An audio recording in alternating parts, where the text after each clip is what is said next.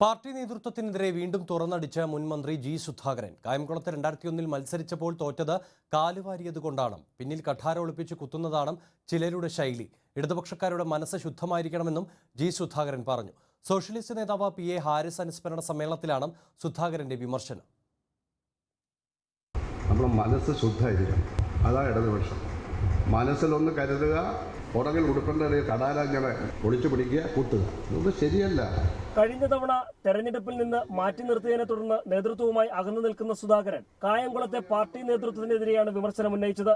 2001 കായംകുളത്തെ തോൽവിക്ക് പിന്നിൽ അന്നത്തെ തെരഞ്ഞെടുപ്പ് കമ്മിറ്റി സെക്രട്ടറിയായിരുന്ന KK ചെല്ലപ്പൻ അടക്കമുള്ളവരാണെന്നാണ് സുധാകരന്റെ രൂക്ഷ വിമർശനം. കാലുവാരൽ കലയും ശാസ്ത്രവുമായി കൊണ്ടു നടക്കുന്നവർ ഇപ്പോഴും കായംകുളത്തുണ്ടെന്നും ജി സുധാകരൻ തുറന്നടിച്ചു. അതൊരു കലയും ശാസ്ത്രവുമായി കൊണ്ടു നടക്കുന്നത് കുറച്ചാളിവിടെയുണ്ട്. അതിപ്പോഴും ഉണ്ട്, നാളെ ഉണ്ടാവും, ഇന്നലെയുണ്ട്. തെരഞ്ഞെടുപ്പ് കാലത്ത് ദുരനുഭവങ്ങളാണ് ഉണ്ടായത്. പാർട്ടി കേന്ദ്രമായ പത്തിയൂരിൽ താമസിച്ചിരുന്ന തനിക്ക് അവിടെ നിന്ന് വോട്ട് ലഭിക്കാതിരിക്കാൻ ഒരു വിഭാഗം പ്രവർത്തിച്ചു. പാർട്ടി പ്രവർത്തകരുടെ വീടുകൾക്ക് നേരെ കല്ലെറിഞ്ഞ പാർട്ടി പ്രവർത്തകരോടുള്ള എതിർപ്പ് മൂലം ലഭിക്കേണ്ട വോട്ട് പോലും പലരും ചെയ്യാതിരുന്നു. മറ്റൊരു ശക്തി കേന്ദ്രമായ വേദികുളങ്ങരയിൽ പര്യടനത്തിനായി വാഹനം പോലും വിട്ടു നൽകിയില്ല. എല്ലാവരുമല്ല കാലുവാരിയത്, കുറച്ചാളുകളാണ്. അവരിൽ 2 സ്ഥാനാർത്ഥികളുമുണ്ട്. കാലുവാരൽ അതിപ്പോഴുമുണ്ട്, നാളെയും ഉണ്ടാവുമെന്നായിരുന്നു സുധാകരന്റെ തുറന്നു പറച്ചിൽ. പാർട്ടിയിൽ നിന്ന് അകന്നു കഴിയുമ്പോഴും ഇനിയും പരസ്യ വിമർശനങ്ങൾ ഉണ്ടാകുമെന്ന ശക്തമായ സൂചനയാണ് സുധാകരന്റെ വാക്കുകളിൽ പ്രകടമാകുന്നത്. റിപ്പോർട്ടർ, ആലപ്പുഴ.